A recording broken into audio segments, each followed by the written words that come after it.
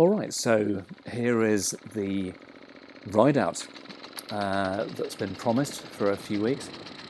Obviously Paul had just fixed the flywheel and the timing of the Solex, my little 5000. We're just at the British Camp car park here. Okay, so it was very hot that day, and we just had a lovely lunch. Oh, we had cheese sandwiches. We had a banana each, which was not pre-planned, so that was very nice. Here we are going downhill. It's pretty steep down here.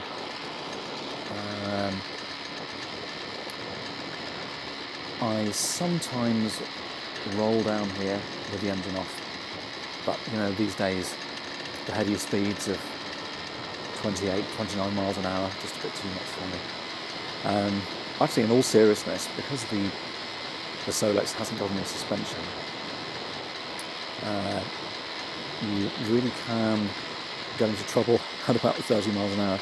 Especially if you hit a bump in the road, your hand tend to kind of fly off the handlebars, which can be a little bit hair-raising.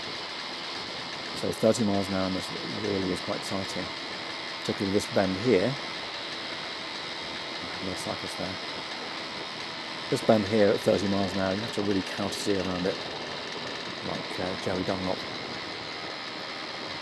On the right there, lovely view, because they've cut down hundreds and hundreds of trees. I'm not sure why, to create that view, perhaps.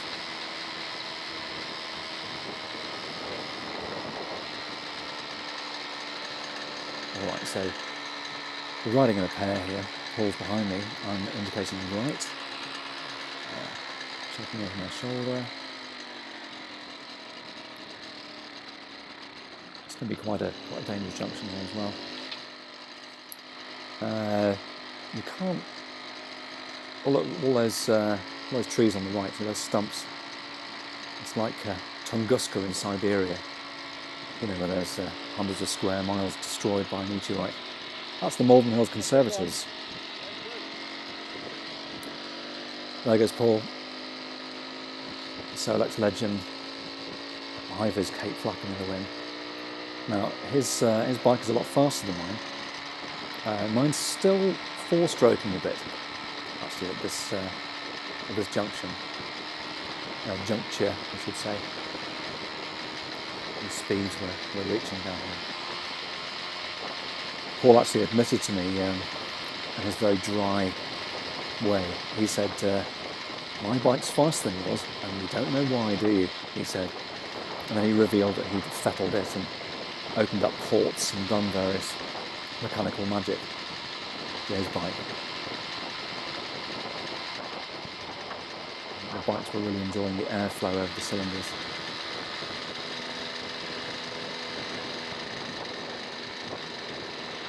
This is the first time, actually, I should add, that I've gone for a ride out on the Solex. Normally I'm used to riding out on big fast motorcycles. Not showing off here. And normally, when you ride past a police car like this, you would automatically slow down. This is the first time I've attempted to speed up past a police car. They actually waved. They looked quite pleased. I found that the police love looking at the Solex. They always smile and wave. Bless them. That lorry overtook me very closely, so I didn't really appreciate that. Look at that beautiful sky.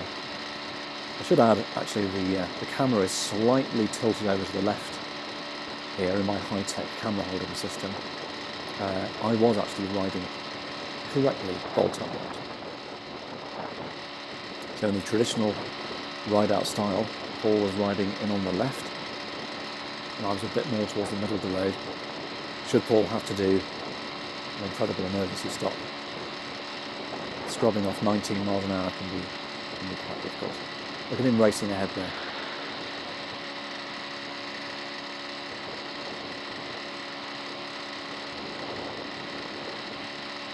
I think the ride-out that we did was one of the shortest ride-outs that Paul's ever done. Oh, he let me go past here. So we're riding down from British Camp. We've gone down really steep down the side of the hill. That turning on the left there goes back up the hill to the what we in Malvern call the top road. So we've been descending quite dramatically. If this were an aeroplane, we'd have put carb heat on at this point.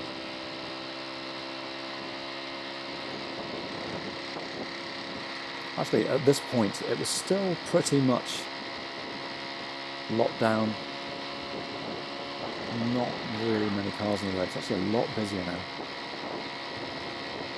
This is the Malvern pub on the left. It's all been done up in that big M. I think that's the M for Malvern.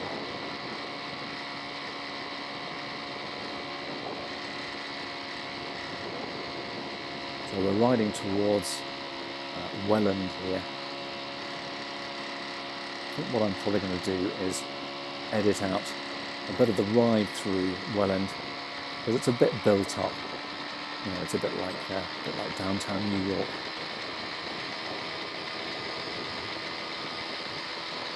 Speed cameras. I think that's maximum speed. I don't think it's a minimum speed.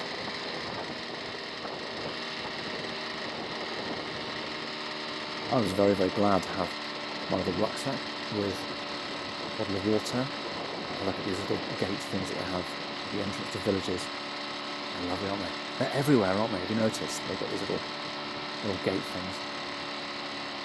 I think I'll probably cut this bit out. It's all getting a bit built up there. Alright, so we cut out a couple of 100 yards of Welland there. I don't think we need to see that. Now actually straight ahead, just to the left of those quite stunning new build houses, there is Lovell's vineyard, which makes English wine, not British wine, which means, you know, like French grapes brought over here and we make the wine here. It's English grapes, and the Lovell's wine is unbelievably delicious. Going past the park on the right in Welland, which at this point is still closed off. No little children allowed to play there. I sometimes take my little 6-year-old there. She rides her bike now. So, we're heading out onto Castlemorton Common. This is common land, and quite often you will find sheep. Oh, the orchard on the left here, the ancient orchard, has actually been bought by all the people of Welland to stop housing developers building on it, to keep the orchard, which I think is completely amazing. Well done, people of Welland.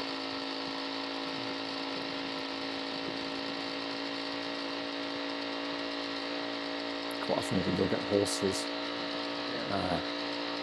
walking through here.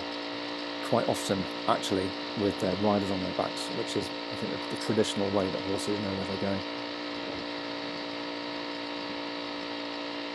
So as I say, we're coming up to Castlemorton Common, which is free land, and if you want to, you can put your sheep on there. I think you have to check with somebody first. I don't think you can just turn up with a transit and put some sheep on there. I don't know, I'll try it one of these days. So, it's common land. I don't know who owns it, or why it's common land. Someone will know. Now this long straight here is slightly uphill, so at this point, my little 4-stroking Solex, which is running a lot better since Paul had a go on it, it's slowing down. I'm going about 15 miles an hour here. I often get overtaken by roadies who love to come out with hilarious comments when they go past. Oh, I enjoy it. So you can see Malvern in the distance.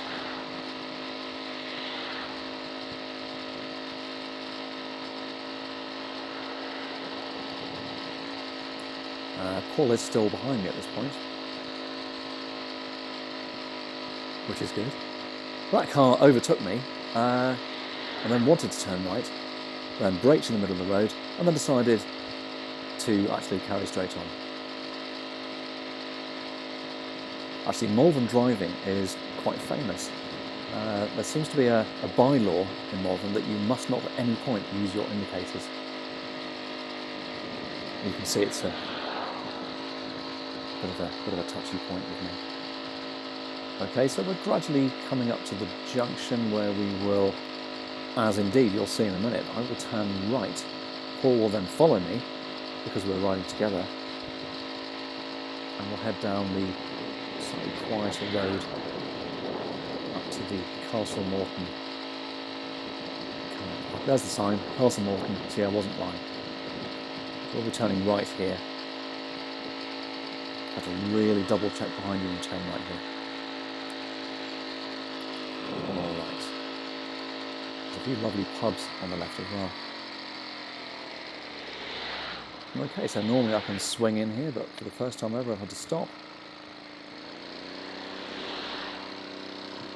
And over we go. We're now slightly downhill, and oh, look at those hills. Look at those hills. I think I might have been signalling for Paul to overtake me here. So you can see the beast of Bodmin in action. It's quite lovely down here. I quite often come up here with my family in the Volkswagen camper van. My Volkswagen camper van is actually sponsored by Curust, which is excellent. It's gradually being replaced, well, the metal is gradually being replaced with fiberglass.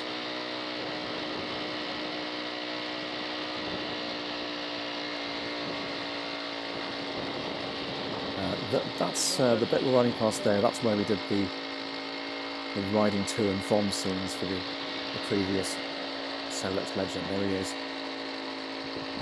As I say, for the previous Solex Legend videos. Oh, him swinging left and right there. I did feel very much like Dennis Hopper in Easy Rider.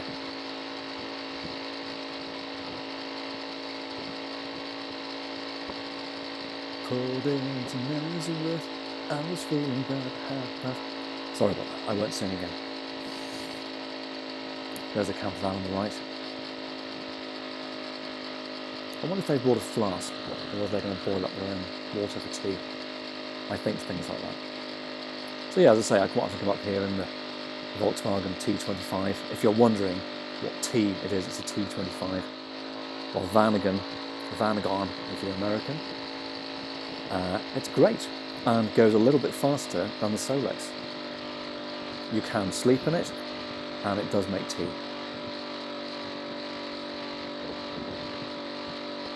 So I've really not done much highfalutin editing with this. I think a van overtakes us about here. I think I might cut that out. I might do that. So what Paul and I did was we rode up to the Gullet Quarry car park, which was absolutely heaving with people. We had loads of space to park our little bikes, and we parked in the shade, had a drink of water. Paul said he'd very much like to come up again in temperatures that were slightly less incandescent. Actually, the ride back from here was, as you can imagine, a lot slower and a lot sweatier.